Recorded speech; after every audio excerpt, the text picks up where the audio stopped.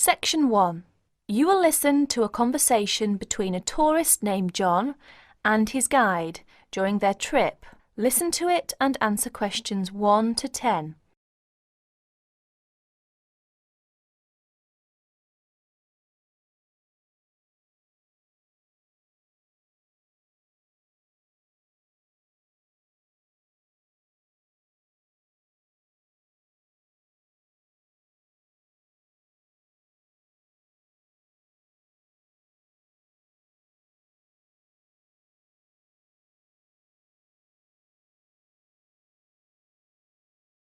Now listen to the conversation and answer the questions.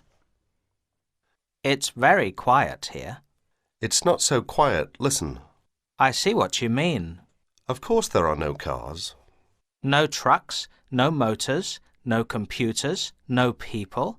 Where are the nearest people? We're about 20 miles from the nearest small town. That's where we're going. How far have we come this morning? Maybe 5 or 6 miles. Our camp last night was just over that hill. That doesn't look so far. Is it really 5 miles over there? It isn't if you walk over the hill, but the river goes around the hill. How long have we been going?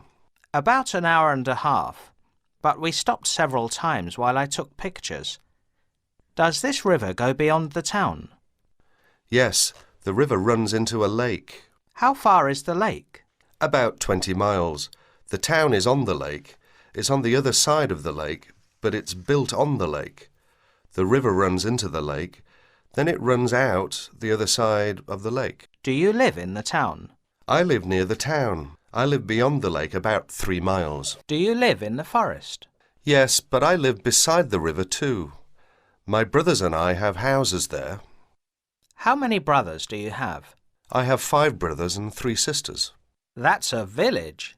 Almost. My sisters don't live there. They are married and live in the city. What work do your brothers do? We all do the same. We hunt and fish. We are guides most of the year. Who do you guide? You mean people who just want to see the wilderness? Many. When I was young, we had only hunters and fishermen. Now we have most people who just want to look. Where do you take them? We hike to the large lakes. We canoe in the rivers. Many people like to visit the waterfalls in the area. We have 6 large falls. Where are they? Not too far. One is near where we camped last night. It's the other way up the river. Can we see some of the falls?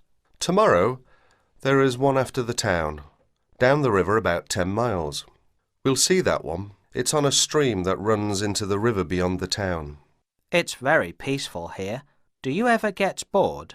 No, I don't. Some people do. I get bored in cities. I used to work in the city. I didn't like it. I came back here. Was this your home? I mean, is this where you were born? No, I was born in the city. I went to school there.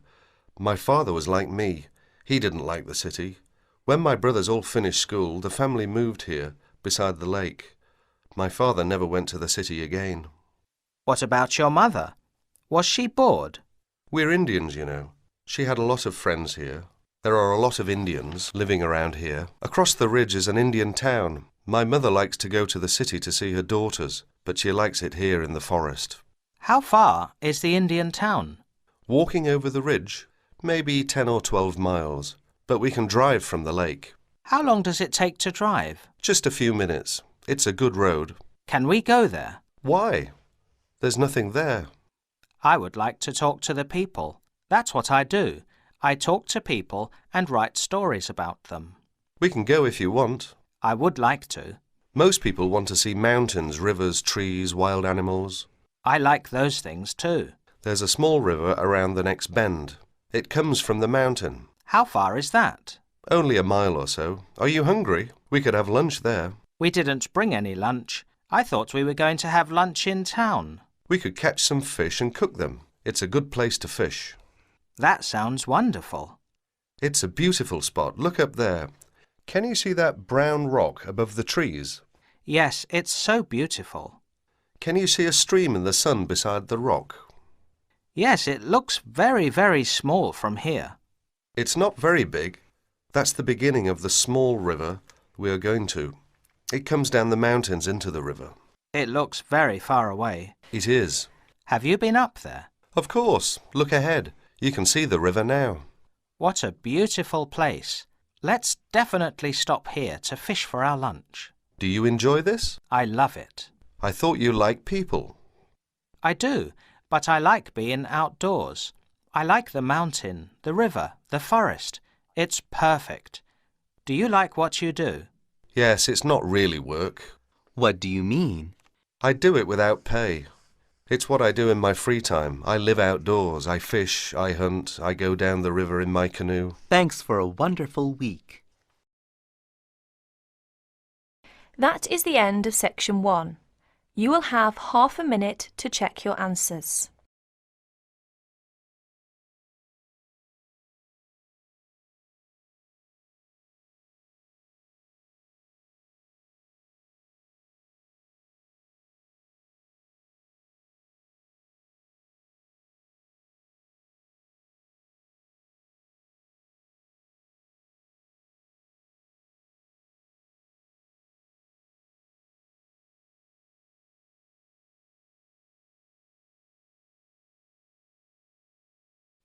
Section 2.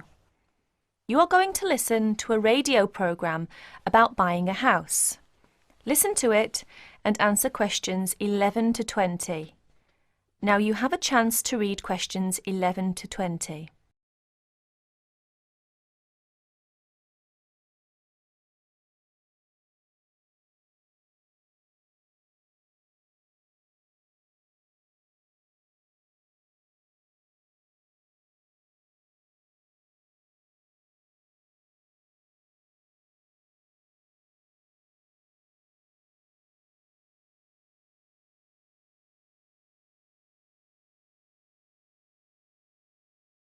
Good afternoon, listeners. Today, I'd like to welcome Edward Fox, who is going to talk to us today about buying a house. Edward.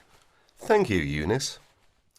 For most people, at least, buying a house is a major life event, and probably the single most expensive item you are ever likely to buy. It is also a place that you can make your home. Therefore, thinking carefully before you make a purchase is of the utmost importance. One of the most important things to consider before buying any property is the location, because remember, it is where you plan to spend a large part of your life, or indeed the rest of your life in some circumstances. Therefore, consider the type of life you enjoy leading. Are you a very sociable person who enjoys nightclubs and discos? If so, then you may wish to consider something close to the city, or indeed in a city where it is convenient for all types of nightlife. On the other hand, if, like me, you prefer a quieter life, then you may want to consider something away from the city. However, do remember that proximity to your place of work is also important. Indeed, we spend most of our life at work, and you don't want to have to spend 2 or more hours every day travelling to work now, do you? Therefore, transport is the utmost importance. City suburbs, however, are often conveniently located for commuting to work, All for shopping. without being in the heart of a busy city. You may, however, think that a house in the suburbs would be far too expensive. Yet houses located in cities can often exceed the price of suburban houses. So check out the prices. You may be surprised. Family is another important consideration. You may prefer a house that is away from a busy street or main road. And of course, remember that children have to attend school. Is there a good school in the area, or would your children have to travel a long distance to get to school? Therefore, if you have children, or you plan to have children, location is a very important factor. And of course, remember that a family influences the size of the property. There are, of course, various types of houses. There are detached houses which stand alone and are not joined by to another building. Then there are semi-detached houses, which, incidentally, are the most common, and for good reason, because they are less expensive than detached houses. This is because they are, in fact, 2 houses joined together, and therefore take up less space. And finally, there are townhouses, which are many houses joined together to form a long row. But don't think that townhouses are less expensive than semi-detached houses. They rarely are. This is because they are usually built in cities where the prices of property is very expensive indeed. The age of property is another consideration. If you're considering buying an old house, beware. You may be faced with expensive repairs and renovation bills. So have the house thoroughly checked by a professional surveyor before you decide to buy. But then again, there are things you can look for yourself. Things such as the condition of the woodwork, especially doors and windows that can be expensive to replace. More importantly, make sure all the fixtures and fittings, things such as cupboards, sinks, taps, bathtubs, are all in good working order, because replacing kitchens and bathrooms can be a very costly business. And don't forget the garden. If the property has one, if you enjoy gardening, then fine. But if you don't enjoy gardening, then you may prefer a small garden as opposed to a big one. But even if you do enjoy gardening, it is important to remember that gardens take up a lot of your time. So keeping a garden in good order may be very difficult if you work long hours. One final thing is the general feel of the place. Does it have a good atmosphere? And most importantly of all, would you feel comfortable living there? Thank you, Edward. But I'm afraid that's all we have time for today. But I'll be back next Wednesday when my guest speaker will be talking about buying a computer. So until then, bye for now. That is the end of section 2. You will have half a minute to check your answers.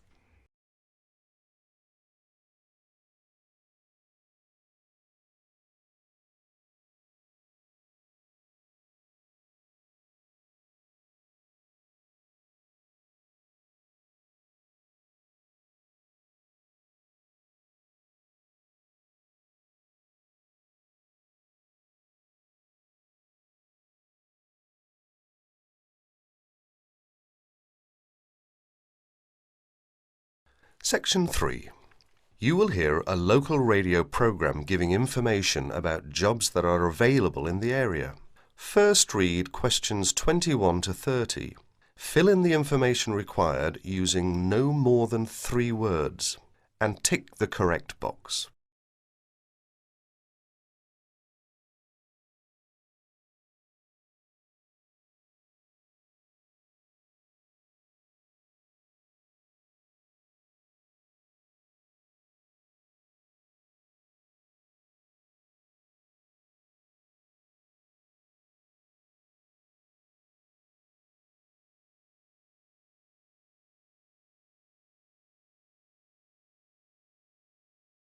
And after that touch of nostalgia from the 60s, it's coming up for 11:15 and time for our morning job spot. And I hope you've got your notebook out and your pencil sharpened, because here's Mandy. Good morning, Mandy. What's up in the employment world this morning? Well, Simon, this morning I have 5 jobs that have come in, and the first is for a dental assistant. That's located in Tunbridge, and it's 2.5 days a week, Tuesdays, Thursdays and Saturday mornings. You've got to be at least 25, and the salary is £2,080 per annum, and you've got to be experienced. The second opening is for a florist, and this is according to experience as to wage, and the age is open. The job is in Tunbridge Wells, and the hours are from 9 to 6 Monday to Saturday. And because you're working Saturday, you get a day off in the week. Now, as that's a florist, you must be very experienced in all aspects of floristry and capable of working to a very high standard. Previous managerial experience is an advantage, as this job has actually got nice prospects, because there's a possibility of management for the right applicant. So there's one for someone who's going places. What's next, Mandy? Next job then, Simon, is an evening job, and it's for a cleaner. The wage is £25 per week and the age is 30 plus. Hours for this, as it's an evening job, 6 to 8:30 Monday to Friday. So that's a nice job for someone who wants to do something in the evening, Simon. They must be fully experienced as an office cleaner, hoovering, dusting and polishing, etc. And where's that one based? Oh yes, that one's in Tunbridge. The fourth job we've got lined up is for general catering assistant, based in Paddock Wood. The wage is £48.40 plus full board, so that's full board and it's £48.40. The age is 18 plus and there are alternate shifts on this job. It's 7 a.m. to 3 p.m. and 11:30 to 7:30 p.m. and the job consists of cleaning, washing up the kitchen, as well as serving in the dining room and all sorts of domestic duties. Experience is not necessary. So for someone who's 18 plus, that's a nice little job there. And here's the punchline: 10 weeks holiday per annum. Oh ho, I might put in for that myself. I can just see you up to your elbows in the washing up, Simon. Last vacancy is for an office job. That's secretary and personal assistant based in Tunbridge. The wage is £4,298 per annum. Now, there's a little bit of detail I must give here. It's part-time to start with, 3 days a week for 3 months.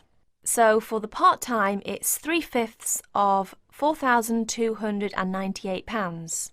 And then after 3 months, it goes to a full-time job, 9 to 5. That's for someone 21 plus. And the job consists of work as a secretary cum personal assistant to social workers. You need fairly good shorthand and good typing speeds required. And it's also related to clerical work, answering the phone and reception, etc. And because it's working for social workers, you need a responsible attitude and common sense. So, if you're interested in any of these jobs, get in touch with Tunbridge Job Centre on Tunbridge 55499 and ask for extension 30. And that's it, Simon. Thank you very much indeed, Mandy. By the way, that's your day's work done. You can just sit back now and do absolutely nothing. Wouldn't that be nice, Simon? Haha, if only I could. That is the end of section 3. You now have half a minute to check your answers.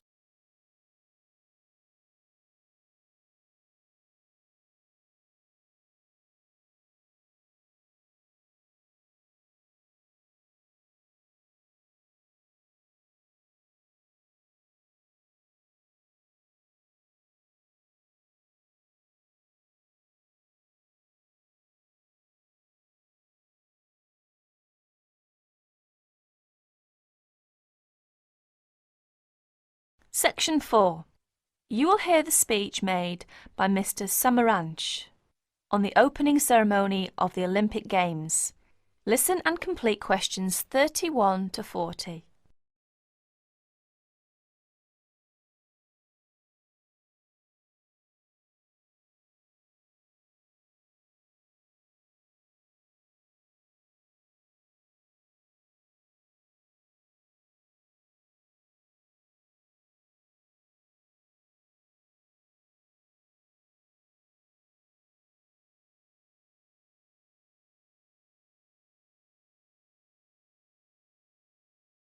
Here is the President of the International Committee, Mr. Samaranch's speech at the opening ceremony of the 26th Olympic Games. I'll read it for you. On behalf of the International Olympic Committee, it gives me great pleasure to welcome you to the Games of the 26th Olympiad, Sydney 2000. The goal of the Olympic movement is to contribute to building a peaceful and better world by educating youth through sport practice without discrimination of any kind, and in the Olympic spirit. In the spirit, nations and youth of the world come together every 4 years to celebrate the world's largest sporting festival. SOCOG has organised these sporting competitions in consultation with the international federations, responsible for each sport. This is through nomination of technical officials, specification of technical requirements, and the cooperation with IOC and SOCOG on venue and other preparations. We thank each international federation for their vital efforts in the preparation of these Millennium Games. The Sydney 2000 Olympic Games is also the centenary of women's participation. With a record number of events and disciplines for women at the Games, the Olympic movement continues to recognise and support the vital role of women in sport. As we embark on a new millennium, it is the Olympic Games that will continue to unite the world and celebrate humanity. That is the end of section 4. You will have half a minute to check your answers.